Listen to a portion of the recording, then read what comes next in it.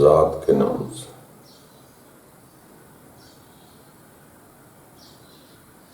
جس سے انسان کو سکون ملتا ہے، سکون قلب ملتا ہے۔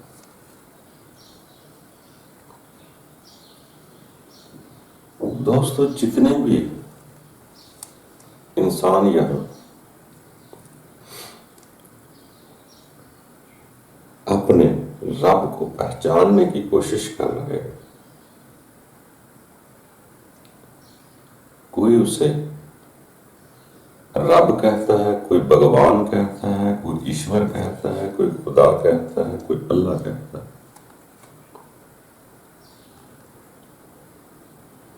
یہ صرف فقط ہمیں نام ملے،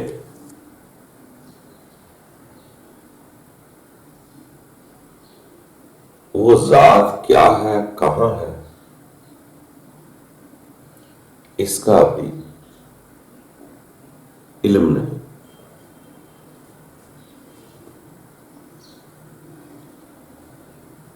ہمیں جیسا بتلایا گیا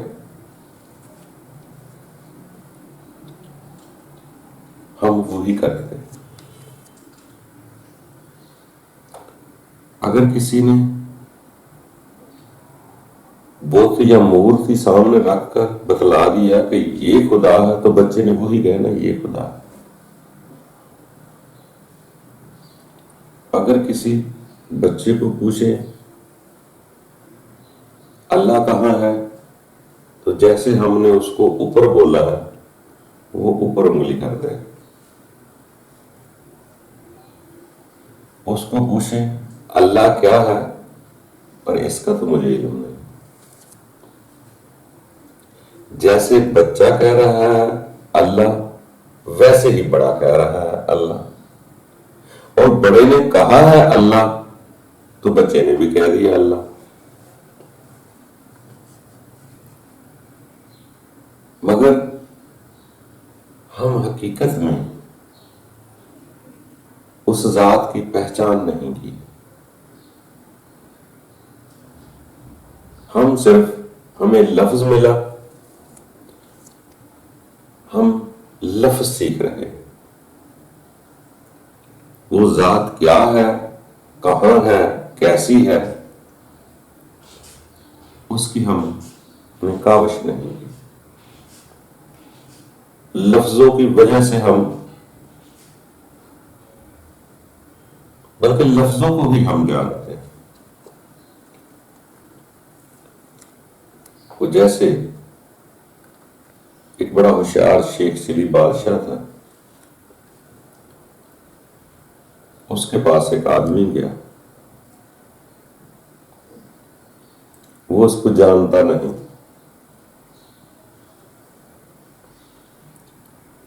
بادشاہ کے دربار میں پیش ہوا تو بادشاہ کی تعریفیں شروع کر۔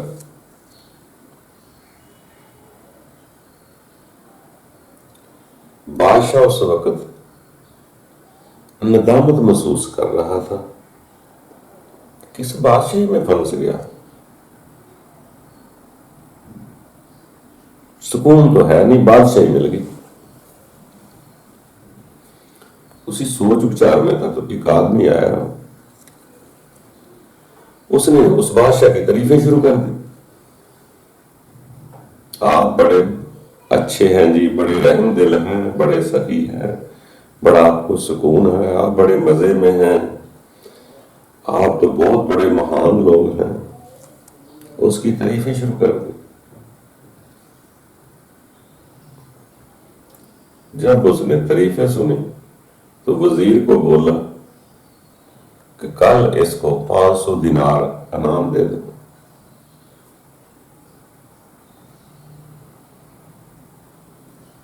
وہ آدمی بڑا خوش ہو کر اپنے گھر میں گیا اور رات پوری سویا نہیں، بڑی خوشی سے رات جاگتا رہا کہ کل مجھے انعام ملنا، نقدی رقم ملے گی۔ جیسے ہی وہ گیا وہاں پہ، صبح صبح چلا گیا، رات کو نیند نہ آئی۔ بادشاہ کو پوچھتا ہے کہ آپ نے مجھے پہچانا؟ میں نے تو نہیں پہچانا بادشاہ نے کہا میں جی کل والا جو آپ کی تعریف کر رہا تھا تو آپ نے کل مجھے 500 دینار دینے کا کہا تھا.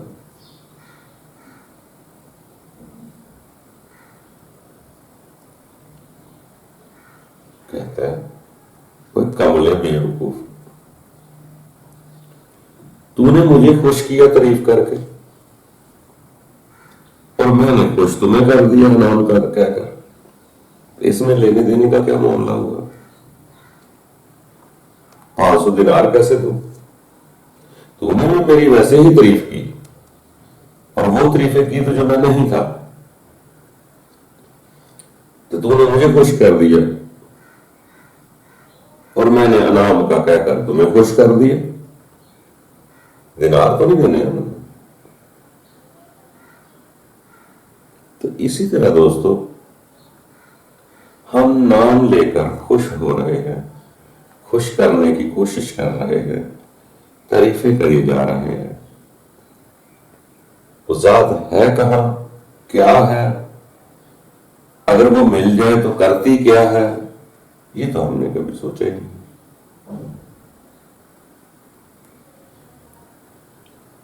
کیا اگر کسی کو رب کی ذات مل جائے تو وہ کہے گا دوسرے کے مندر جلا دو, دوسرے کی مسجدیں جلا دو؟ وہ تو ایک امن سکون دیتا ہے, امن دیتا ہے, سکون دیتا ہے, رحمت کرتا ہے, سلامتی سکھاتا ہے.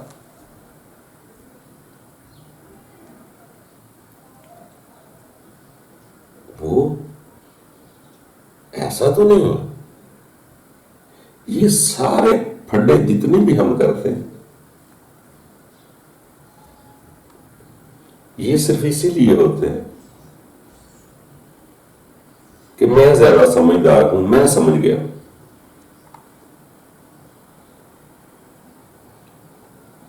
بلکہ جو یہ کہتا ہے میں سمجھ گیا, سمجھ لو ابھی تک وہ کچھ بھی نہیں سمجھا. اس کی تو بڑوں بڑوں کو سمجھنا ہے,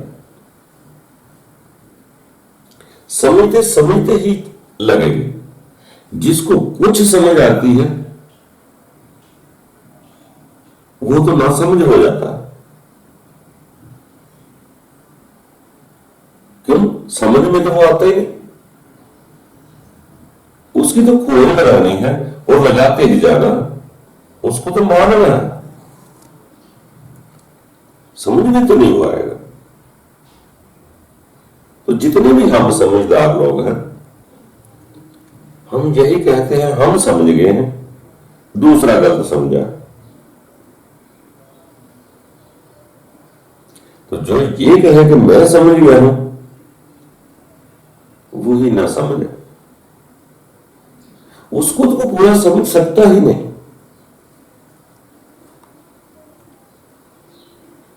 وہ سمجھ میں آتا بھی نہیں.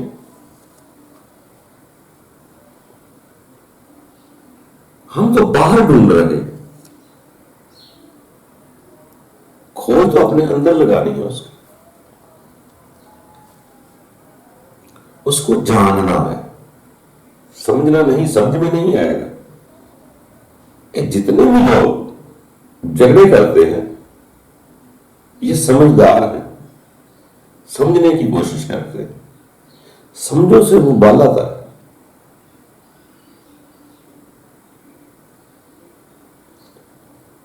ابھی تک تو مجھے اب امن ہی نہیں آیا, سکون ہی نہیں آیا, تو میں کیسے اس کو مانوں گا, کیسے مجھے پہچان ہوگی. ہمارے جو دعوے ہیں وہ لفظ پر ہے, نام لیے ہیں, اور جو نام ملے ہیں ہم اسی کی راہ میں ہم جھگڑے کرتے ہیں.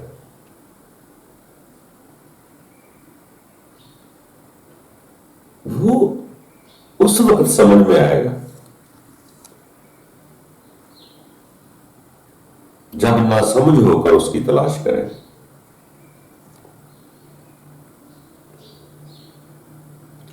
جیسے بھی بتلایا جاتا ہے کہ ارسطو کے شاگرد تو سبھی یہ کہتے رہے کہ یہ جانتا ہے، کہ وہ ان کو گر تو سمجھاتا تھا کہ یہ کچھ جانتا ہے. اسی طرح کچھ اجنبی لوگ اس کے پاس آئے تو اس نے کہا، شاگردوں نے بتلایا، وہ لوگوں کو بتلا رہے تھے کچھ سیکھنا تو ان کے پاس آؤ. جب وہ اجنبی لوگ آئے کہ ارسطو تو کچھ جانتا، تو اس نے کہا کہ میں کچھ نہیں جانتا، ابھی تو میں اپنے آپ کو بھی نہیں جانتا.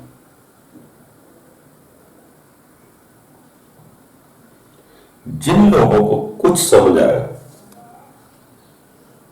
وہ اپنے آپ کو نہ سمجھ کہتے. جو کہے سمجھ آیا اس کو سمجھ لو کچھ بھی سمجھ نہیں آیا. یہ تو ایک کھوج ہے، اس کو کوئی نہیں بتلا سکتا. جنس کو اگر کبھی کچھ ملا بھی ہے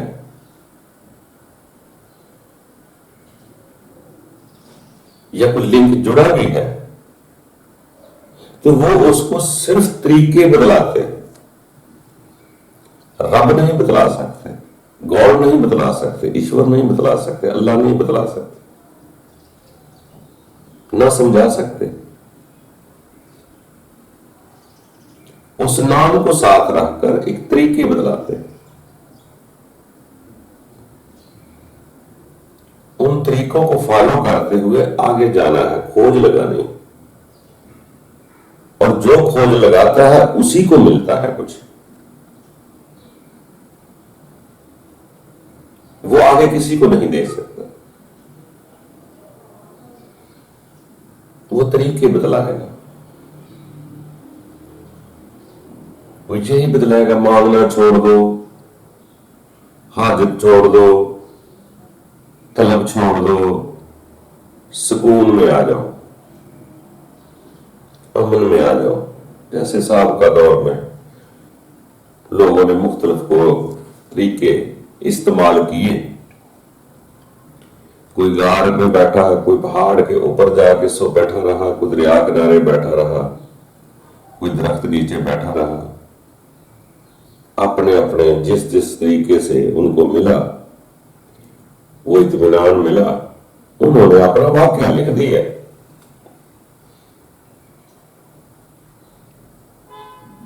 کہ میں ایسے بیٹھا کرتا تھا، میں ایسے عبادت کیا کرتا تھا.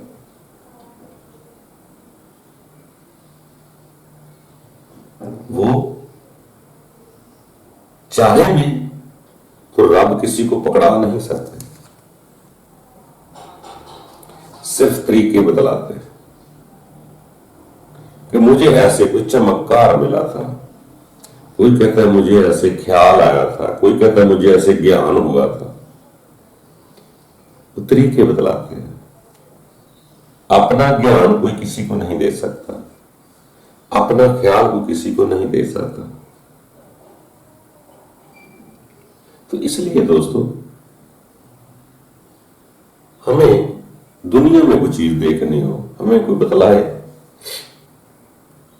کہ وہاں فلاں جگہ پہ ایک خوبصورت بنگلہ ہے، یا فلاں جگہ پر کھانے ہیں، مگر ہم اس سے سوال تو کریں گے نا کہ محلات کہاں ہے، کھانا کہاں ہے، وہ چیز کہاں ہے. ہم سوال کرتے ہیں. مگر اگر ہمیں کوئی کہے اللہ مل گیا ہے، ہم اس سے سوال نہیں کرتے کہاں ہے، کیا ہے. کیسا ہے؟ ہم لفظ صرف استعمال کرتے ہیں، اس ذات کو نہیں دیکھا، اس کو پہچاننا نہیں چاہتے، صرف اس کے نام کے ذکر سے ہم اپنا نظام چلا رہے ہیں۔ تو دوستو کھوج لگانا پڑے گی۔ ہمیں ابھی تک لفظ ملے ہیں، وہ ذات کیسی ہے، کہاں ہے، جب مل جائے تو وہ کرتی کیا ہے، وہ تو آپ کے قلب کو مطمئن کرے گی، اطمینان دے گی۔ وہ یہ تو نہ کہے گی کہ میں تمہیں ملا ہوں، تم دوسروں کو قتال شروع کر دو، دنیا کو پریشان کرنا شروع کرو۔ وہ تو ایک سکون ہے، امن ہے۔ جب خود امن میں آئیں گے، سکون میں آ جائیں گے، تو کیا آپ کسی کا امن برباد کریں گے؟